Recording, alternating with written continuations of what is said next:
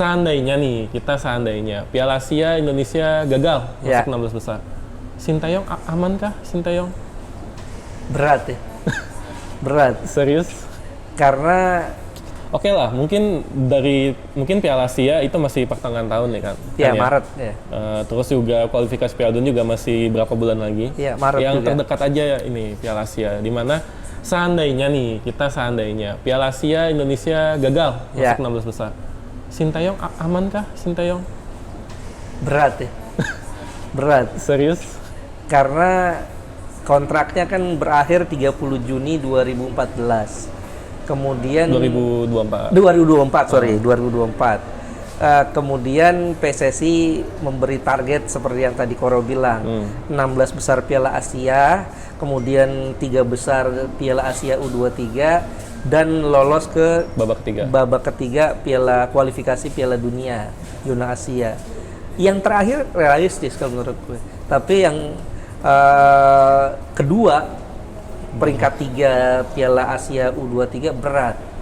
Kemudian yang Piala Asia senior ini untuk bisa lolos 16 besar ini kansnya masih ada. Kalau seandainya gagal, gue pikir sepertinya sulit ya buat Sintayong untuk bisa bertahan ya, untuk bisa dipertahankan PSSI meskipun dia kita harus respect dengan apa yang dilakukan Sintayong. Dia mengubah wajah sepak bola Indonesia jadi lebih mewah ya, karena dia berani. Ini pelatih satu-satunya pelatih gue lihat yang berani potong generasi, karena dia datang generasi Andri Tani dipangkas.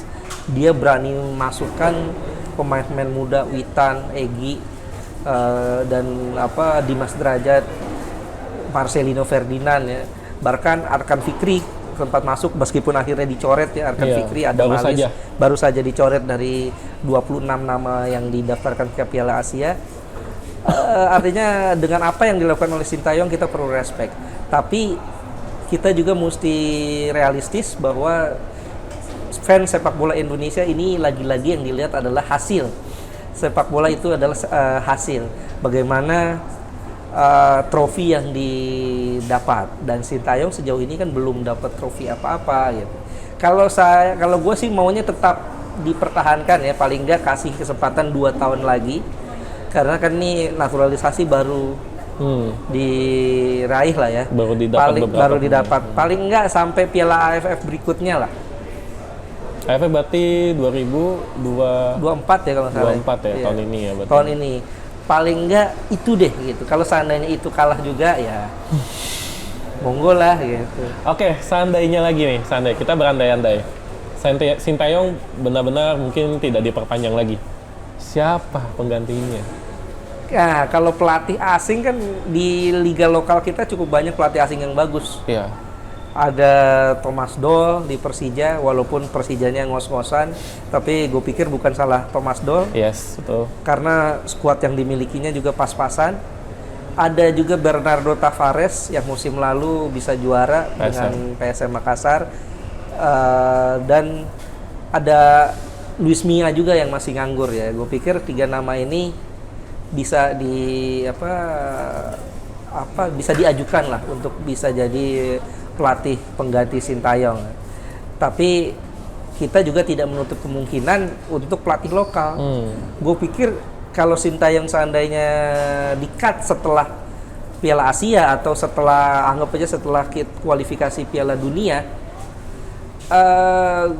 kan itu masih ada 6 bulan untuk menuju akhir tahun lah. Kalau gue pikir sebelum memberikan kepada pelatih asing, kasih aja dulu kesempatan pelatih lokal kita. Siapa kan nama pelatih lokal Ya, yang bisa? kalau gue sih kepengen Coach Indra Syafri dikasih kesempatan.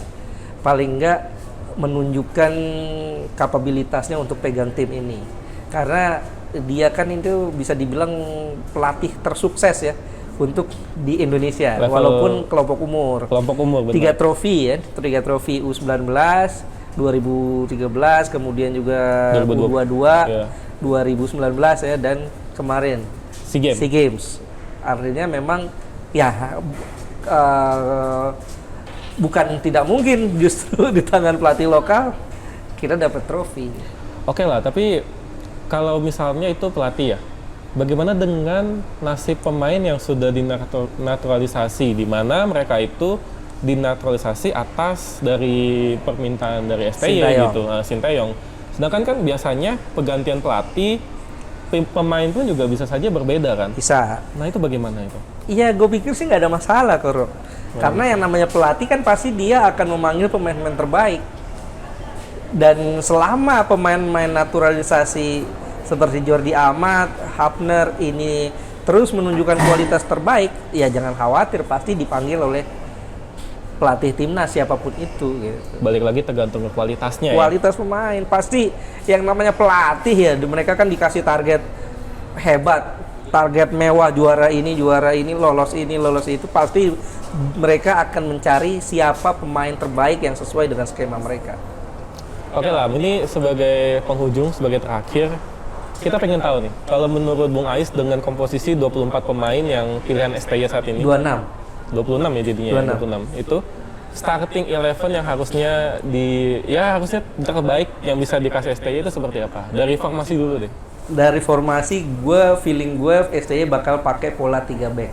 Tetap 3 back ya? 3 back bisa 3-5-2 atau 5-3-2. Ya, ketika 3 back bertahan sentral ya, 3 back tengah ya. Kalau termasuk back kanan kiri bisa jadi 5. Ketika bertahan itu ya, ketika transisi menyerang dia bisa jadi 3-5-2. 3-5-2. Okay. Ya, feeling gue karena saat lawan Argentina 5-3-2 itu yang dimainkan. Lawan Turkmenistan juga pola itu ya. Kemudian juga lawan Irak, lawan Filipina kemarin main pola itu. Feeling gue kok STY bakal memainkan pola itu lagi. Udah pakem ya. Karena bukan masalah pakem. STY ini pelatih yang menerapkan pola berdasarkan lawan. Ini STY bisa dibilang pelatih yang paling susah ditebak. Bunglon ya? Bunglon, dia bisa main 4-4-2, tiba-tiba main 3-5-2, main 4-3-3, 4-2-3-1, semua pernah dilakoni oleh dia. Tapi untuk Piala Asia ini, karena lawan-lawannya adalah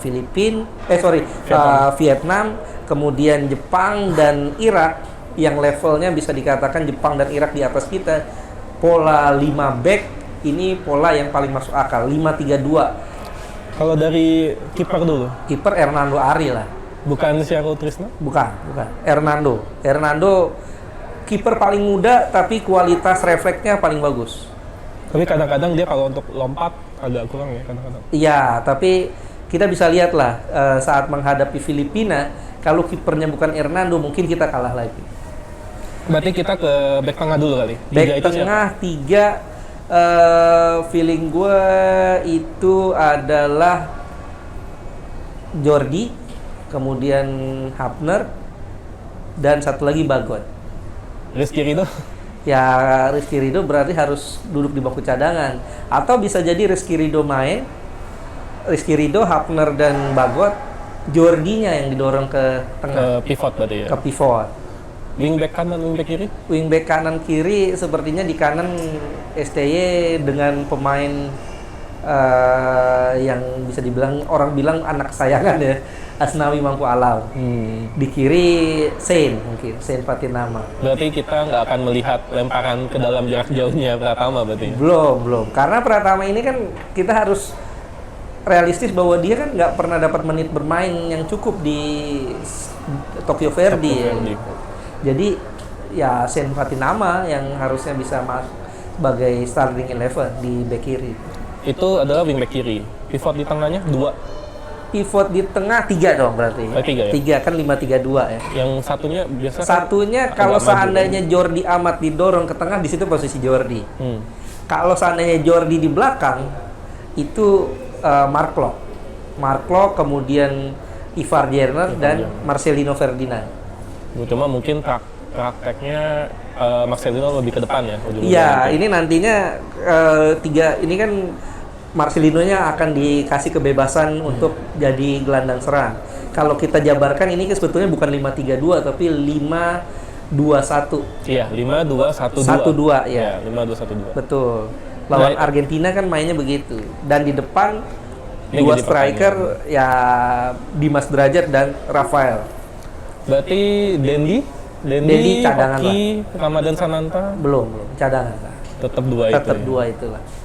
Ya jadi Itu adalah prediksinya Bung Ais. Mungkin buat para netizen bisa langsung saja tulis di kolom komentar kira-kira starting 11 terbaik STI nanti seperti apa. Tapi pastinya ya, ini Piala Asia udah lama banget kita nggak lolos Piala Asia. Iya.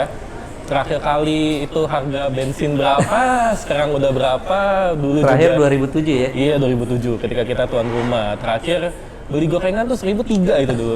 Banyak ya. Iya, sekarang 1.000 mana dapat sekarang kan.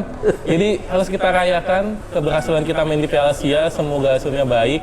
Bung Ais aja optimis ya, kita bisa Optimis 16 lah. besar. Jadi kenapa kita nggak optimis gitu kan.